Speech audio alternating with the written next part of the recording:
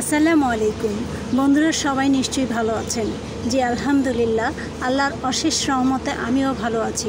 দেখুন লাল জামরুল, গাছ ভরাই জামরুল।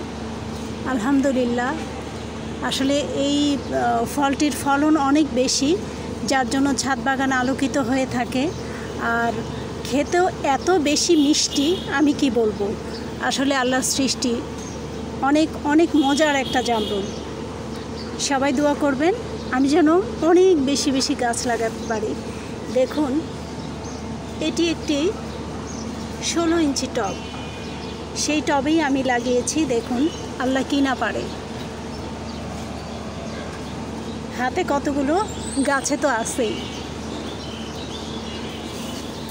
ধন্যবাদ সবাইকে, ভালো থাকুন, সুস্থ থাকুন। আর বন্ধুরা সবাই মিলে গাছ লাগান আর ফল খান, মজার মজার ফল।